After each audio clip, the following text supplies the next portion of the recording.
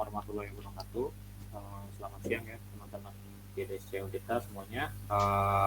Semoga pada sehat semua nih ya. Di tengah pandemi COVID ini kita masih bisa online ya, walaupun kita nggak tatap muka langsung, ya kita bisa ya bareng-bareng lah sharing-sharing lewat Google Meet ini.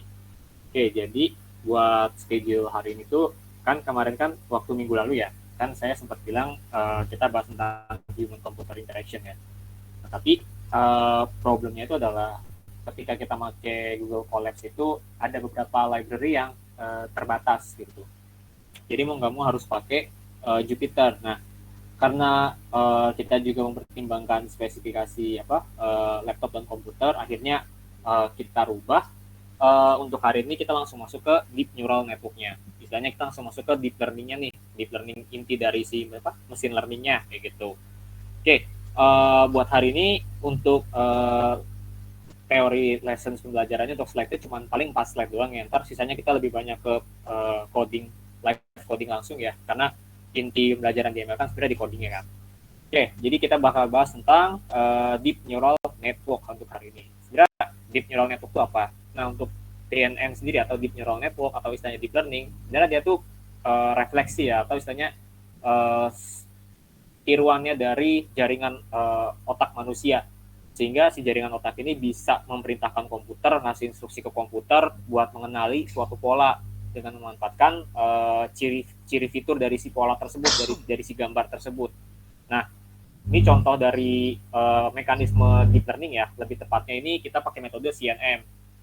Ada beberapa istilah yang ntar kita bakal dengar ya, kayak ada training, ini juga ada penjelasannya, yaitu melatih model kita, proses melatih model kita, ada dataset, optimizer, activation function. Cuman teman-teman untuk optimizer ini jangan membayangkannya kayak statistik ya.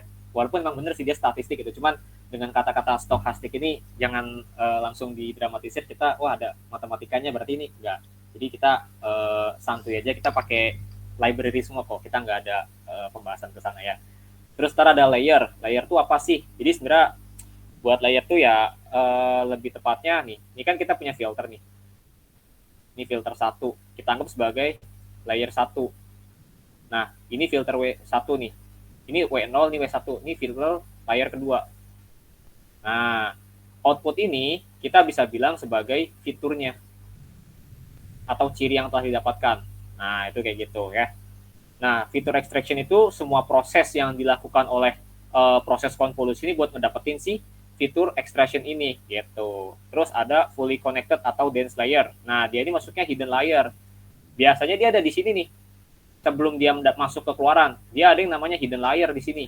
Hidden layer tuh layer tersembunyi yang dimanfaatin buat memaksimalkan apa ya? Buat memaksimalkan si proses konvolusinya dari proses mendapatkan fitur extraction-nya.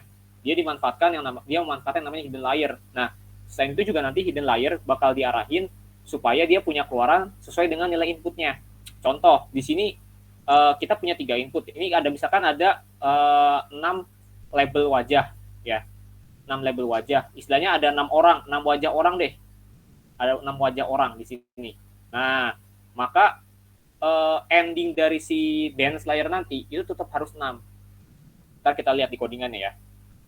Next, di sini ada istilah padding, cuman padding nggak pernah dipakai ya untuk buat latihan ML. Terus selama saya main di ML juga belum pernah pakai padding. Jadi padding itu dia buat manipulasi si fitur extraction-nya supaya dia itu ada penambahan nilai 0 di sini nih.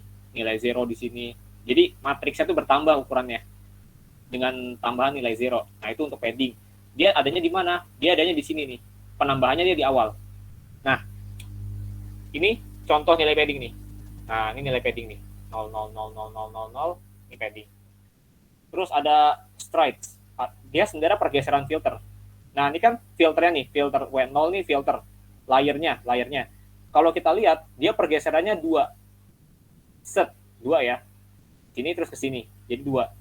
Tuh 2 pergeserannya, 2 lagi nih, 2 ya. Oke, kurang lebih kayak gitu ya untuk stride pergeserannya dia 2. Terus terakhir dia ada max pole.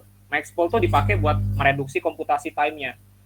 Karena proses buat lakuin fitur extraction itu terlalu berat, bener-bener berat banget. Bahkan saking beratnya itu saya pernah sampai sebelum waktu saya magang itu sampai perlu waktu 98 jam hanya untuk dapetin satu model kayak gitu tuh. Nah itu bayangin kalau kita nggak pakai Maxpool selama itu gimana kapan kelar ya gitu tuh. Ya itu overview aja untuk istilah-istilah di deep learning. Oke, next kita ada kita coba langsung buat aja model pertama kita ya. Kita di sini pakai arsitekturnya Google Map. Nah ini arsitekturnya. Sebelumnya teman-teman udah pada install ini apa? Ada Jupyter belum? Jupyter lagi apa namanya? Google Colabs. Udah nyoba-nyoba buka? Udah Bang, udah nyoba-nyoba buka. Udah Bang. Udah ya, oke, mantap. Oke, kalau misalkan itu saya dari awal ketik aja di Google Colabs ya. Welcome to Colabs Research. Nah, kalau muncul halaman kayak gini, pilih aja New Notebook. Ya, pilih aja New Notebook, terus apa lagi ya, kita login. Nah, muncul di halaman awal, nih kita bisa ganti namanya. Saya misalkan mau ganti jadi First Machine Learning Model. Nah, misalkan gitu dah namanya ya. Pertama, yang harus kita lakuin, kita perlu masukin semua library yang dibutuhin. Jadi, Python ini kan sebenarnya kayak kan library ya. Nah, kita masukin dulu nih library-library yang kita benar-benar perluin di sini. Dia ada apa aja? Dia ada, kita pertama itu kita perlu pakai, what is it? TensorFlow ya. Berarti kita TensorFlow ini TF ya. Import TensorFlow with TensorFlow as TF. Coba kita run. Nah, buat ngerunnya pakai shift enter aja ya biar cepat. Coba kita run dulu. Kalau misalkan bisa, kita nggak perlu install lagi berarti. Oke, bisa ya. Berarti udah pasang. Kita import lagi. Pakai lagi CV2. Ya. Kita tulis dulu aja semuanya di sini. Terus import matplotlib.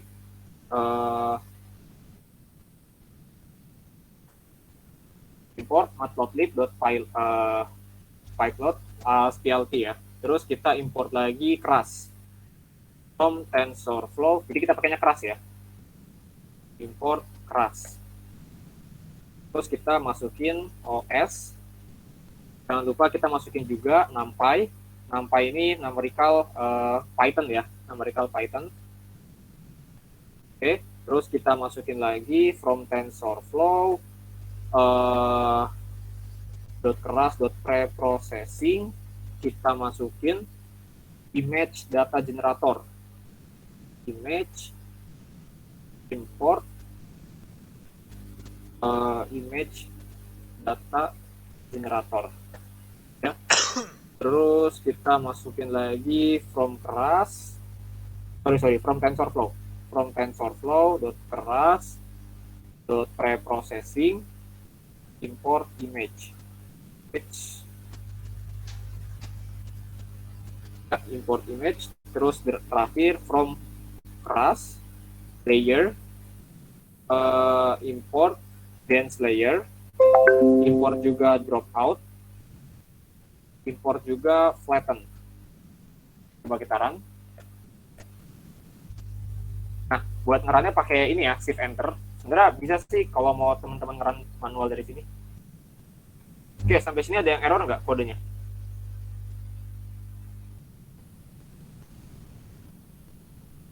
Masih aman ya? Belum ada yang error? Masih aman, Bang. Oke, masih aman. Kalau gitu, sekarang kita inisiasi dulu aja deh. Kita inisiasi dulu trace kayak apa buat kita nge-scaling si train sama validation data kita nanti.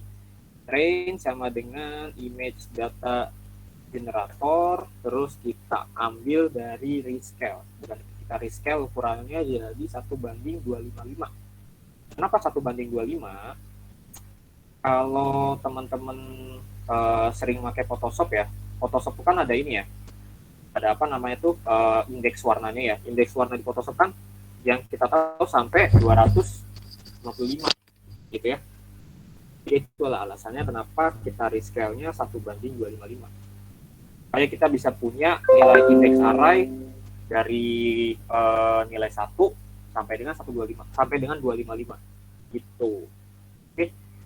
Nah, selanjutnya teman-teman udah pada download dataset yang mau kita pakai dari ini ya, dari Telegram? Udah semua? Oke, ML kalau gitu datasetnya ini ya. Oke, saya lihat dulu deh. Biar bareng-bareng. Ini kita ekstrak dulu.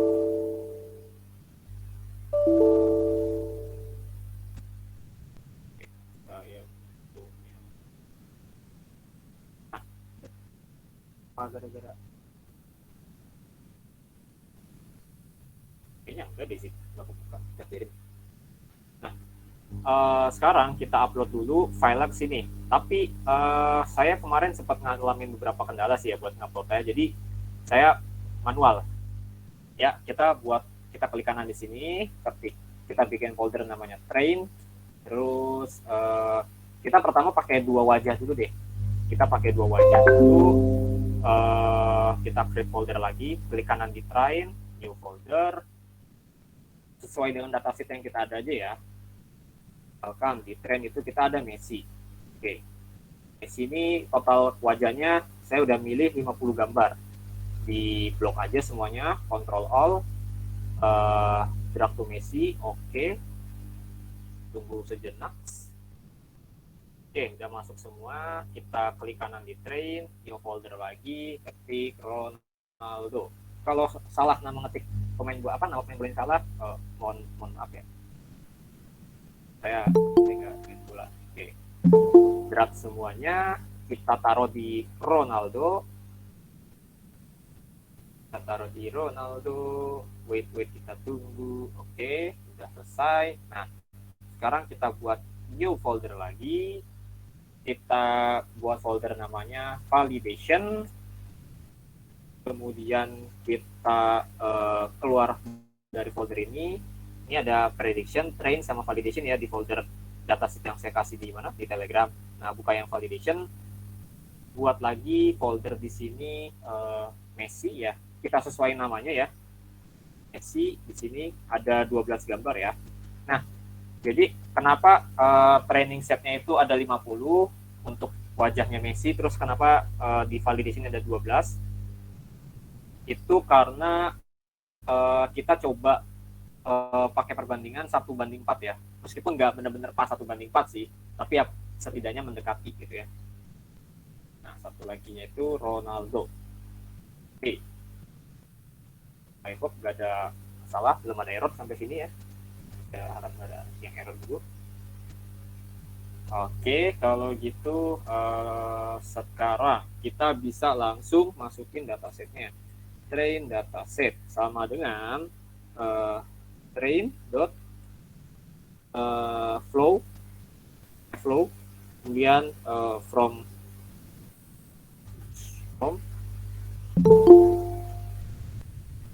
flow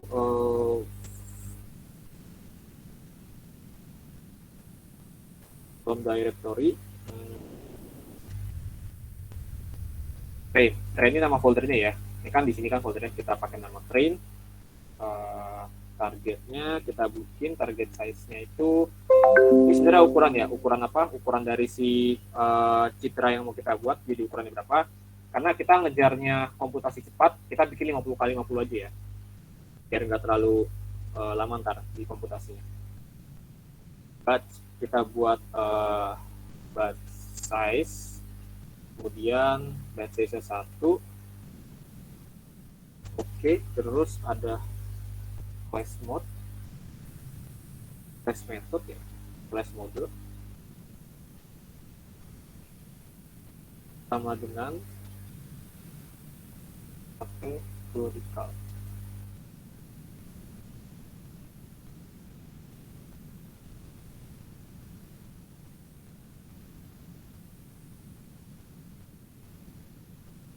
Assign train TensorFlow, train flow from directory train target size 50-50, batch size nya benar, 1 class mode, wait, train dataset targetnya from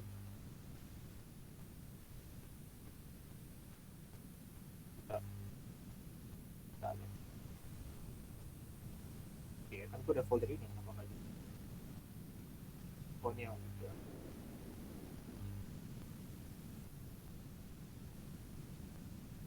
Train dataset sama dengan samain aja sama folder yang di sini.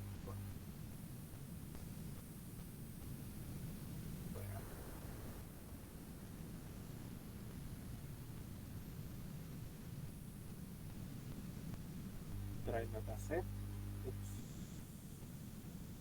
train flow from the directory, train flow from directory, terus kita ambil dari folder train. Oh, pantas tadi salah.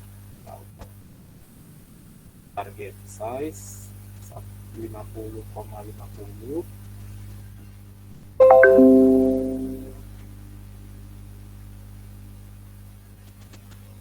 Target size sama dengan 1, class mode sama dengan historical. Oke. Bisa. Target size is not defined. Apa ada yang pakai? Lagi. Target size is not defined.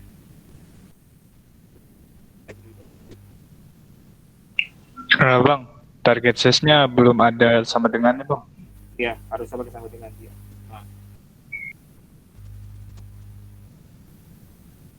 Nah, sip. Kita buat lagi di bawahnya, buat validation dataset. Kita masukin lagi. Oke, di sini bakal ada validation. Nah ya, 100/24 ya. Kurang lebih 1:4 lah proporsinya ya. Nah, next, habis itu kita ambil indikasi kelasnya. Train dataset class indicate. Nah, buat ini tuh sebenarnya kita cuma pengen lihat doang sih nomor array-nya berapa gitu tuh. Nah, kalau di collapse dia bakal ada satu tambahan nilai array dia karena buat checkpoint. Sebenarnya ini bisa diabaikan sih, ini nggak berpengaruh gua rasa di model mesin learning-nya, karena semalam nyoba juga aman-aman aja sih, nggak ada nothing problem lah buat kayak gitu tuh. Nah, next, ini ada yang dinamain sebagai model mesin learning-nya nih yang udah dibuat semalam. Nah, karena ini script banyak, kita ambil aja taruh sini. Nah, di sini kita coba sesuaiin sama arsitektur yang tadi. Kita lihat dia pertama tuh ada 1x1 konvolusi ya. Berarti di filter sininya ini kita rubah. Ini kan ada filternya yang paling atas. Nah, kita rubah jadi filter 1 yang artinya dia 1x1 metriknya. Terus kernel size-nya dia nggak terdefinisikan. Berarti kita pakai kernel size standar yaitu 3 pakai standarnya. Nah, input shape-nya kita rubah. Tadinya kan kita input shape-nya kan 3 target size-nya. Nah, ini juga kita rubah jadi 50. 50 ini 50. Nah, 3 ini apa? 3 ini berarti region warna blue green red. Istilahnya kayak RGB lah kalau misalkan di normal-normalnya kita. Nah, kalau kita lihat di sini sama sekali nggak ada yang namanya max pooling nih di ketiga layer ini. Ini kita jadiin komentar aja, kasih hashtag. Terus bawahnya 3x3, ini juga masih, ini 5 ya. Ini dirubah jadi 3, ini jadi 5. Nah, karena ininya nggak ada max pool-nya, kita reduce. Kita copy lagi. Nah, oke. Next, terakhir tuh max pooling 3 ya. Oke, jadi ini sebagai ini? Conf layer 1, kemudian yang ini sorry. Gua bikin biar enak aja gitu.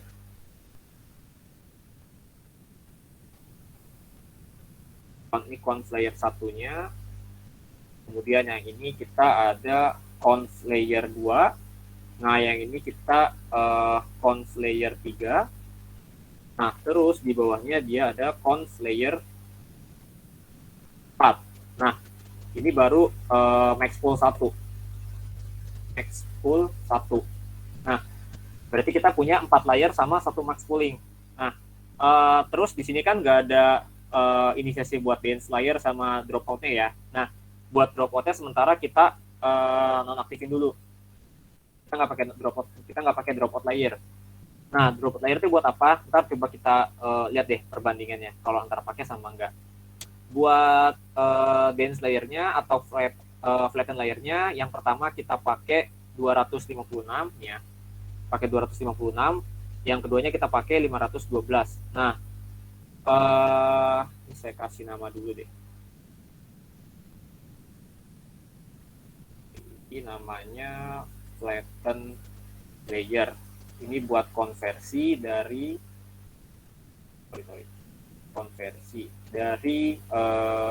index array ke single vector.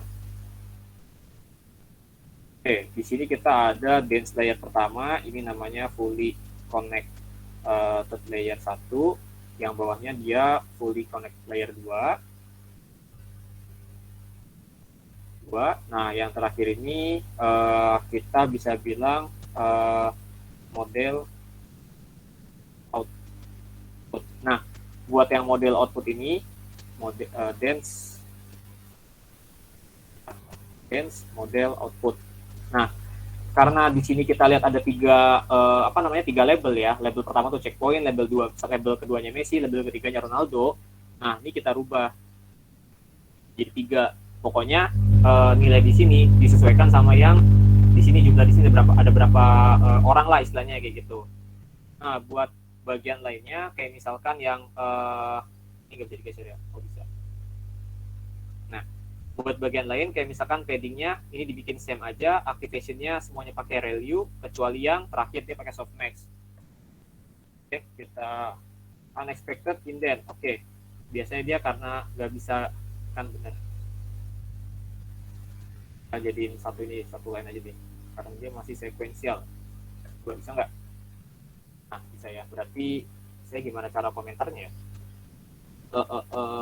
Di sini aja kali ya, sesuai permintaannya si Rizky Maula tadi. On layer 1. Nah, itu udah pokoknya dah.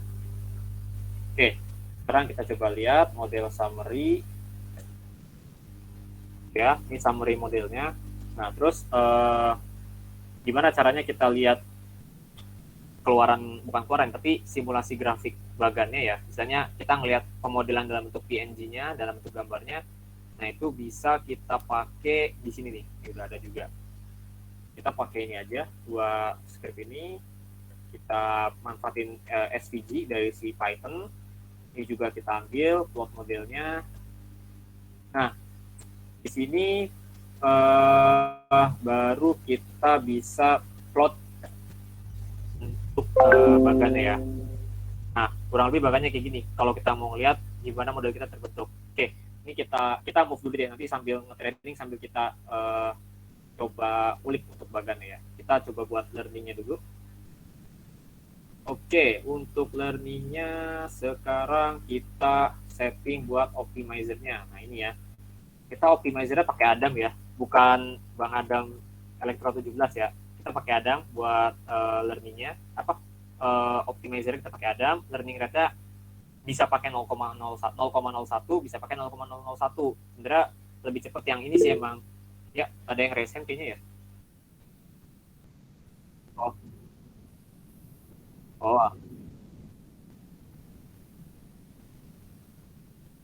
Apa nih? Coba. Source code-nya bisa diambil di sini. Oh alah, oke. Oke, 9 ya. Oke, untuk matriksnya kita pakai akurasi model loss-nya pakai categorical cross entropy. Ntar kita sambil ongoing deh, sambil lihat-lihat. Nah, next, di sini kita ada inisiasi buat jumlah epoch-nya. Epoch itu training ya, trainingnya.